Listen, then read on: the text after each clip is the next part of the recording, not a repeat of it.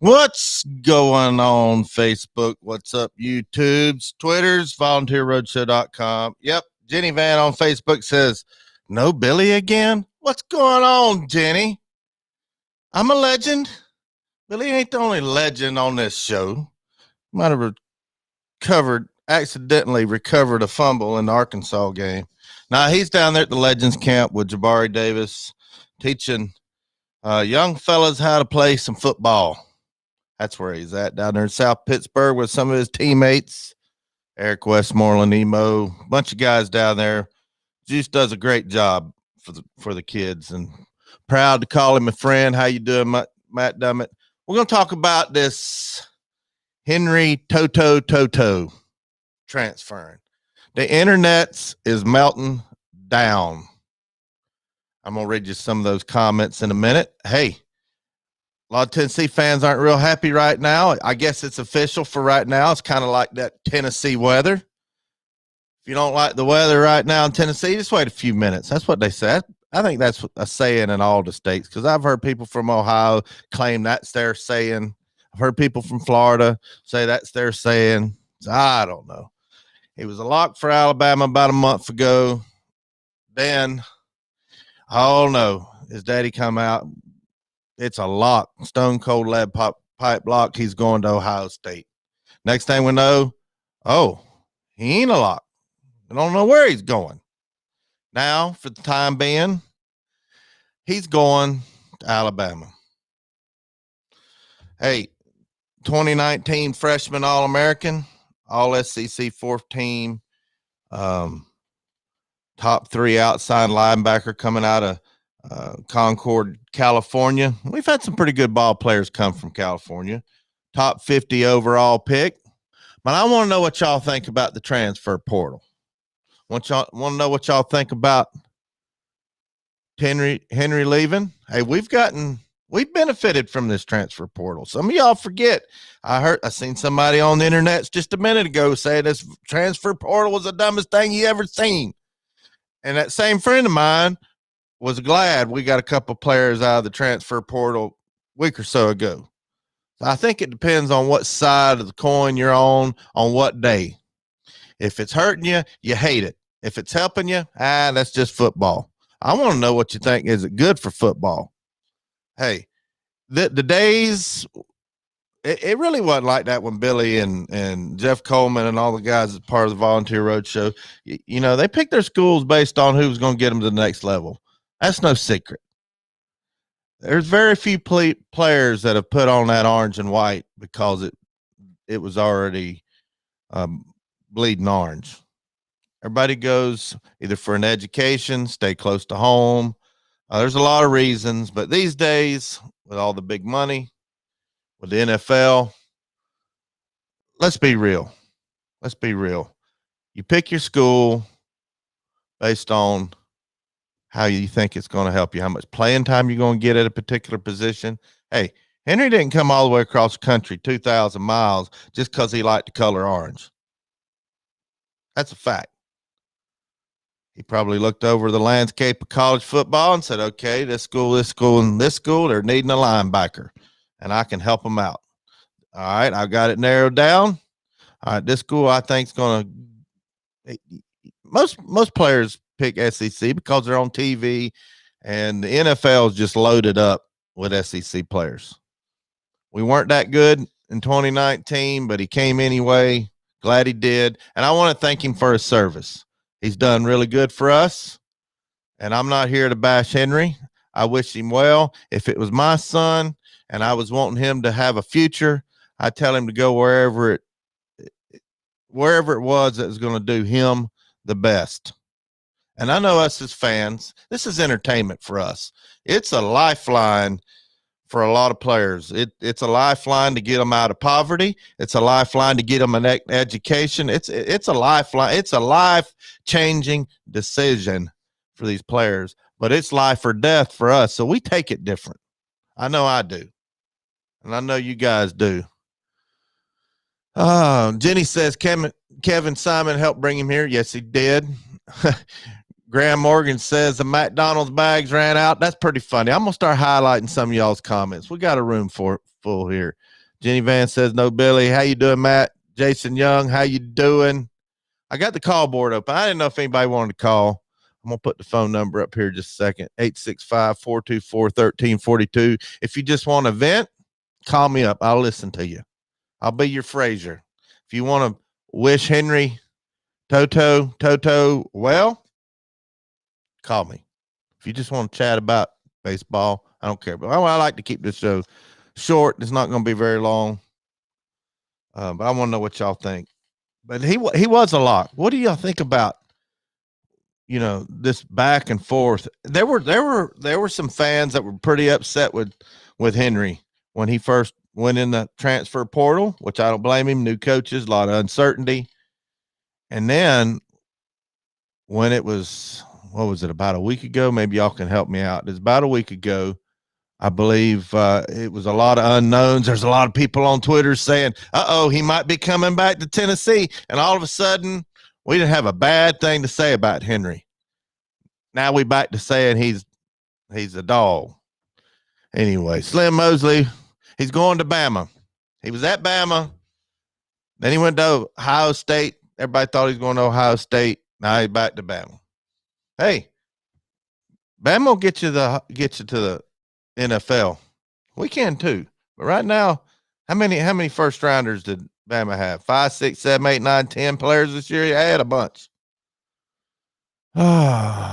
Vicente Turner, I can't wait to see the comment of how the Vols will win the East. Go Dogs. Hey, we are going to win the East one of these days.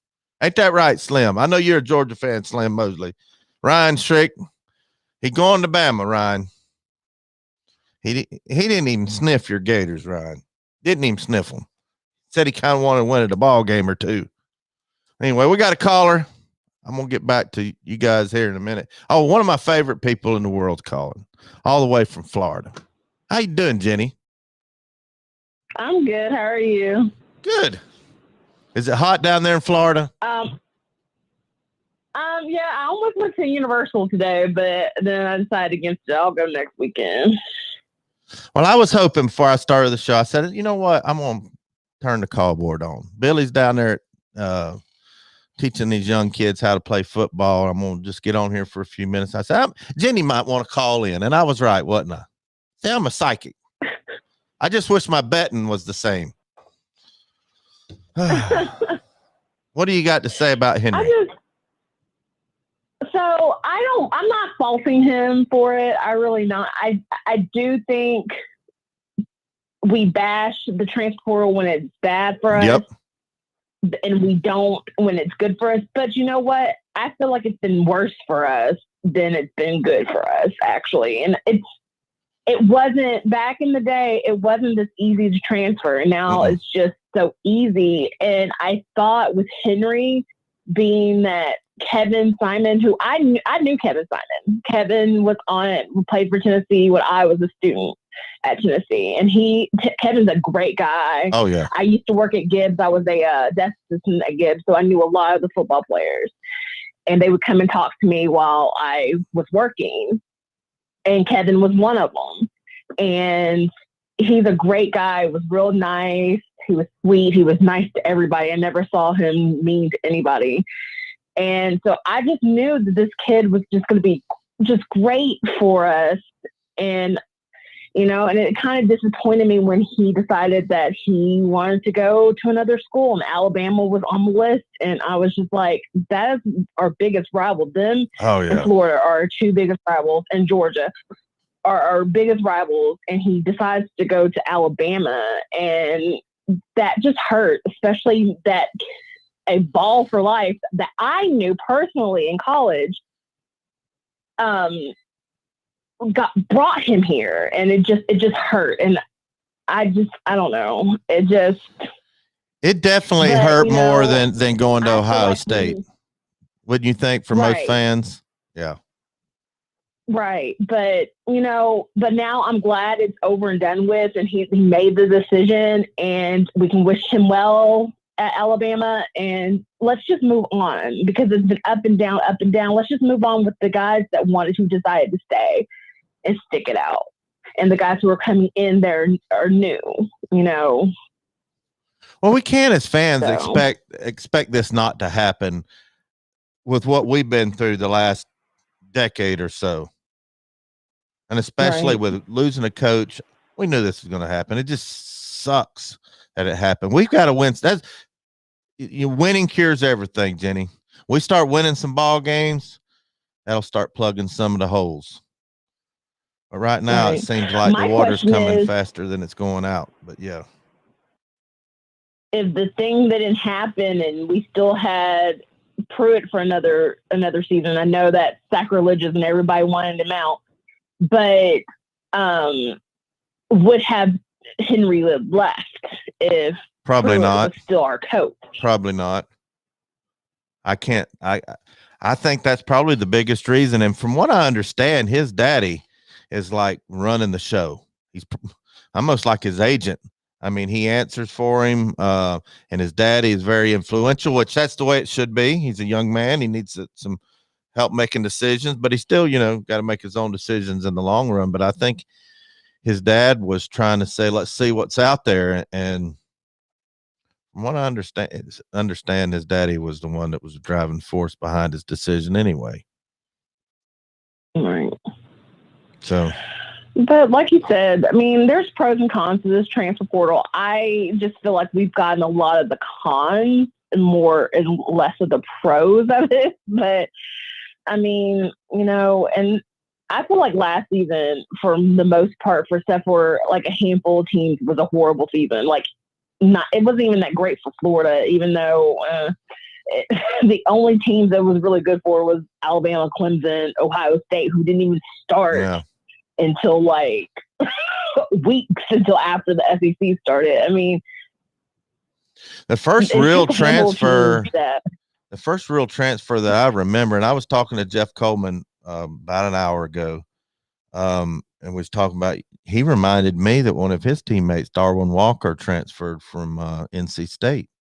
But see, back then it was different. You had to sit out a year, and the team had to approve it. A lot of people say, the coach said, I'm not going to sign off on it if you transfer to a SEC school, if you're an SEC team. Right.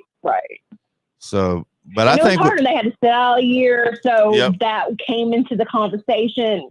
I think technically they still do. It's just they don't have to if there's a coaching change and then the whole like COVID thing happened, and I guess they don't have to sit out a year for that. But I think technically they still do. But I mean, but that was a consideration going into it. A lot of guys did not want to transfer back then because of the fact that they would have to possibly lose a year, and but so now there's so many technicalities. Like Cade, they fought for him not to lose a year.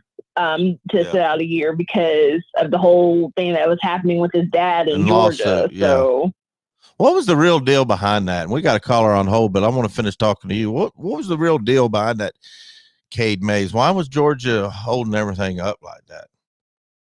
Well, firstly, he was transferring to Tennessee, but the whole thing was that his dad lost a finger or something at an event. And he was suing Georgia, and so that's why Cade should be able to play. Georgia, just because we're a rival, and that just shows. And Georgia fans don't want to think that we're a rival, even though I have two Georgia fans. They're twins that I work for Disney. I used to work for Disney. They work for Disney, and they're the cutest little things. They're twins, and they went to Georgia. They were in the band at Georgia, but they're a lot older than I am. But we have this like banter back and forth. I love them to death. Don't get me wrong. We have this banter back and forth, but they know the history of Tennessee and Georgia, but these newer Georgia fans do not. And that's how I know they're not Georgia fans. Yeah. But that just goes to show you how much Georgia knows that Tennessee is a rival if they're trying to hold up Cade from playing for us. So, and then that just proves that they know that Tennessee is a rival of us. So they're just newer Georgia fans just don't realize it. Yeah. Just like the bandwagon Alabama fans don't realize it, and the bandwagon Florida fans don't realize it because they don't know the history of us with those schools. Yeah, Yeah, definitely. And there's a lot of deep history with Alabama. Even though I said this on the show, I don't know if you heard this. The best experience I ever had as an opposing fan on the road going to a game was Alabama. Their fans were awesome. Awesome. Florida, not so much. I have some Florida, great horrible. Alabama fan friends. Yeah. And believe it or not, one of them is a girl that went to Tennessee. She's an Alabama fan, but she went to Tennessee. That's how I know her. What you talking about, Willis? What you talking about? Oh, I have a lot of those. I had a girl that lived on my floor freshman year. She was a Florida fan. Oh my goodness! And she was from Florida. Her family moved to Tennessee, moved to Knoxville. She graduated from Bearden. And that was her problem right there. She graduated from Bearden. See, I'm a Farragut guy, so we don't like each other. And so, but she was a diehard Florida fan. And after that was the 2000 season when we lost by that fake touchdown that I think Gaffney. Oh, that wasn't no catch. That wasn't no catch. Gaffney knew that wasn't a catch. Dry erase board on our floor and wrote "Go Gators," and everyone wanted to beat her. And I had to hold because I was friends with her, and I was like, no. Like everybody, I was like, Casey, you shouldn't have done that. Because we should have lost the way that we did, for one. Steve Spurrier knew that wasn't a catch. Gaffney knew that wasn't a catch. Everybody in Florida knew that wasn't a catch. You know how I knew it wasn't? I didn't even have to look at the play. I knew when I seen that cheese-eating grin on Spurrier's face and Gaffney's face. Yeah, they knew it wasn't no catch. Ah, darn. I was at the game. I was at it too. In those green seats in the end zone. And we're like, no, that was not a catch. You dropped the ball. I sat there in my seat with my victory cigar that I brought that I didn't get to smoke. And I was sitting there, and about 3/4 of the people are already gone. I'm just sitting there shaking my head. And I just went ahead and fired up my cigar anyway. Wasn't a victory cigar, but I was upset. I couldn't believe it happened. I'm not upset that we lost. I'm upset the way. I'm upset. Both for me. Well, anyway, Jenny, I'm gonna get to this next caller. You always been a great watcher of me and Billy, or Billy and I, be more appropriate. And you take care down there in Florida. All right, bye. Go Balls. All right, we're gonna go to the 731. What you got for Bobby C, aka Catfish? This is Bud from Savannah. Hey, Been Bud. A long-time friend of Billy Ratliff. Yeah, he wasn't on the show yesterday. Go ahead. Yeah, tell him Bud said hi when you talk to him. I will. The Florida game, I was there. I wonder why. We got 9 yards on first down and then give the ball to Jamal Lewis 3 plays in a row. Yeah, 3 plays in a row. I was telling a buddy of mine. I was telling a buddy of mine about that game. He said, "Well, what did y'all do?" I said, "Well, we're gonna trick them here. We're gonna run it off a right tackle." And then the next play, I said, Fulmer said to himself, or Cutcliffe, or whoever was the coordinator, I can't even remember. That wasn't Cutcliffe. Yeah. That would have been whoever. I said, we're going to trick them this time. We're going to run the ball again. They ain't going to be expecting. From Morristown. Yeah. Sanders. Yeah. Anyway. Randy Sanders. Yeah, Randy Sanders. Anyway, yeah, I remember that game. That was so disappointing. Everybody knew that wasn't no catch. Well, what do you think about Henry? We won. I think Henry, he was a snake in the grass when we got him. How so? I wish him well where did he go. Yeah, I wish him well. Well, I wish him well too, but I have to tell you, off air how I know. We got 30 players that went into the transfer portal, and we had 31. We still got one on the team right now that had ill-gotten gains. One of the names will be coming out when this NCAA investigation comes out. Some of their names will be listed in July or August. But the players we lost didn't come just because they like the color orange. They like the color green. Is the main color they like. Yeah, I'm still wondering what's going. The truth's going to come out on all that, and the truth is going to come out. And you know what? The truth is already out. Every team in the country is doing the same thing. It's just some of it's kind of like NASCAR. Whoever's the best cheaters win. Exactly, and the commissioner of the SEC put red the scarlet letter on all the players that left Tennessee, because he said be very careful on who you take, because there's an NCAA investigation going on, and they may be repercussions. I remember the old days, if you transferred in conference, you had to wait out 2 years, wasn't it? Yep. Wasn't it 2 years? Yeah, something like that. Almost knew. And now they've got this, and I'm all for the portal if a kid, because lots of kids, they recruited to a school, and then when the coaches get fired, well, that's the reason they come to that school. And the coaches can change with no, have to set out or anything. So I believe that the players will be given an opportunity one time in their career, not just make it a swinging door to the highest bidder every time, but they'll be given an opportunity to transfer at one time where they'll be happier, like get a better chance to play. I just wish it wasn't Alabama. I'd rather it been Ohio State than Alabama. Well, I want you to know I've done my part for the wins against Alabama. I had a son born in 1982. We beat Alabama 4 years in a row. And then I had a son born in 95. We beat Alabama 7 times in a row. So I feel like I'm somewhat responsible for 11 of them wins.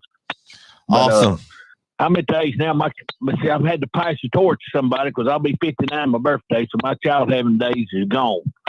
But I heard it forever. I had 2 cousins that was ushers at Legion Field for 35 years at Section C10 on the 50-yard line. They kept saying, man, we'll give you free tickets, but you got to wear this maroon jacket. I said, man, I'll pay double the price and hang off a rope and watch it for That's right. Some things you don't do.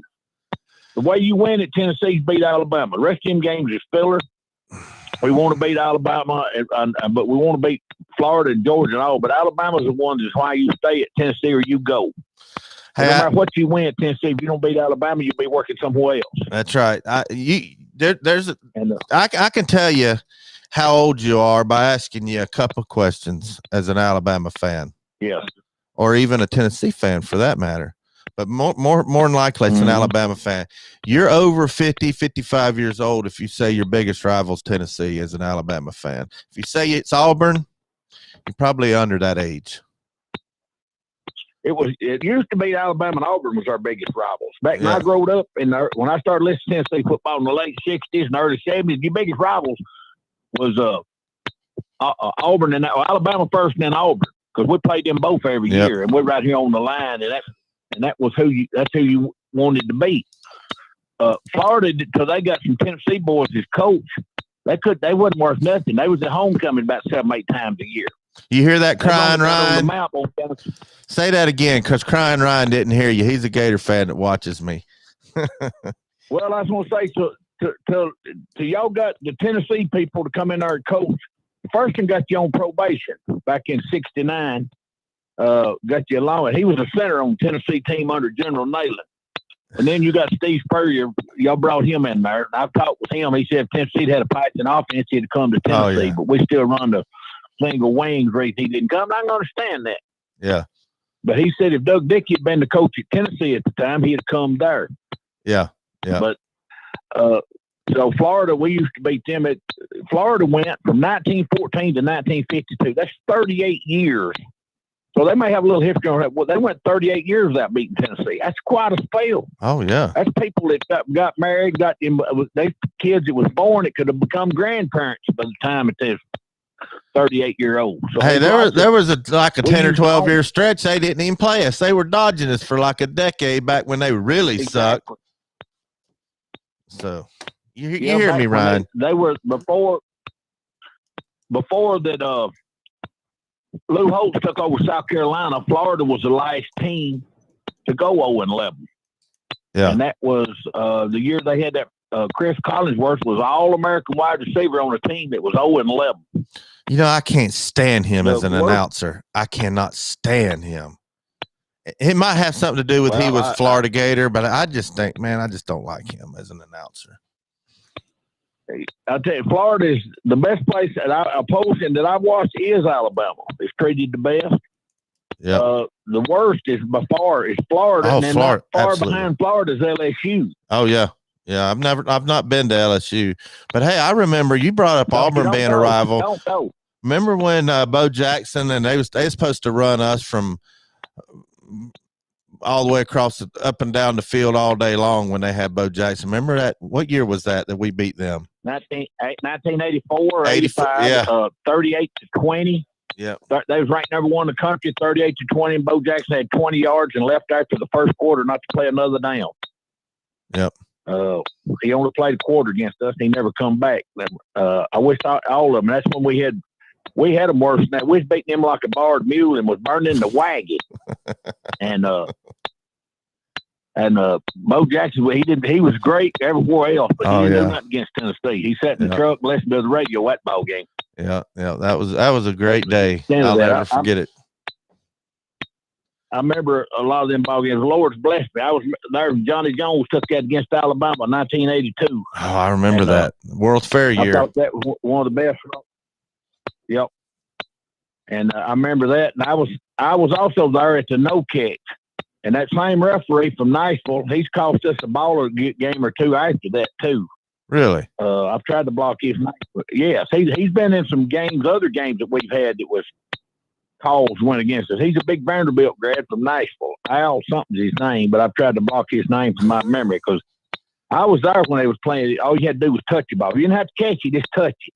Yeah, yeah. And but another great game that one of the best games of Tennessee I ever sat at is I sat in the pouring down monsoon rain against Arkansas, and Frank Broyles was a good friend of mine, so he gave me the tickets. And I sit with Arkansas people, me and my daddy, my uncle, my cousins, all had all that orange on up in the north end zone. And we had a blast watching that. And what year was that? I'll never forget that. Was that the 98 game? 1998, November the 14th, 1998. Yep. That's my partner, Billy Ratliff's coming to fame. I'm gonna play everybody. I know. Everybody likes me to play the play. I've got the clip for that. We're gonna play it here real quick. One timeout left. For old time's sake. 12 to go for the first down. Sterner lost the football. Oh my goodness! He stumbled and fumbled, and Billy Ratliff recovered. That'll never get old to me and any Vol fan. You know what's a shame? The funniest thing about I heard Arkansas was wearing us out at halftime, 21-3, and we were behind the whole game. When Burlesworth had stepped on that, the quarterback tripped over Burlesworth's foot and fumbled a football. Sterner. Yeah, Clint Sterner. Sterner stepped on his foot and fumbled the ball. I sat there and Lord, I heard Arkansas the whole night rubbing it in. After Billy got that fumble, they fell out there like the place had been set on fire and they was doused with gasoline. I ain't never seen fans leave so quick in all my life. Some Arkansas fans left that time. I could tell how much change they had in their pocket, the ones that left. There was about 3 out of 5,000 people left. We were leaving before that too. We were leaving before that too. We were filing out of there because it was raining. We had some fans leaving before Billy jumped on that ball. But they were coming back in when they heard it. Get more wet. Oh, yeah. After you get this soaking wet, there ain't no leaving. And this was my nephew's birthday, and we come all the way from Savannah up there, brought him and my uncle come from Bolivar, and we was having a little family get-together up there at that time. We wasn't no way we was going to leave. Because it was a great game, and I remember Anthony Lucas made the NFL on that one game. He was a good ball player. Yep, a good ball player. Great ball player. He had like 280 yards receiving that one game and 2 or 3 touchdowns. We couldn't guard him with rope. Nope. And he was unstoppable that game, outstanding. And they had that running back, Shamira. They got tough yards. Shamira. Yeah. He was a great running back. In college, he was a great running back. And Arkansas had 2 or 3 running backs during them stretches, 2 of them years. They had lots of really good players that time. And after we beat them, that just destroyed their season because they lost the next week to Mississippi State and ended up losing. I think they lost 3 games that year. But they had a chance. It come down to us and them playing for the national championship on that night, November the 14th. Now, I won't ever forget it. Enjoy the show. You tell Billy no Bud said hi. I'll do it. I appreciate it, buddy. That's a good call. Good call. Yeah, they really chronicle that whole season from the Arkansas perspective in that movie, Greater. They actually used a game clip of the fumble, and they have some stand-ins for the players on the line, but they use game clip for a lot of it. If you haven't seen that, that's a great movie. Really changes your perspective of, just that Brandon Burlesworth. he's got a great story. He was overweight, couldn't hardly play football in high school, and he went to Arkansas as a walk-on, really didn't get a chance, and he just worked hard. He had a dream, and he worked hard. And if I remember correct, he's the only player, or one of the only players, to finish his master's degree before he finished his eligibility. It's hard enough to finish your degree, your bachelor's degree, before your eligibility is up. And I'm pretty sure, and y'all may know better than me, but I'm pretty sure he finished his master's degree before he finished his eligibility in football. That's a great story. Great story. Great night. Always be a great memory for me.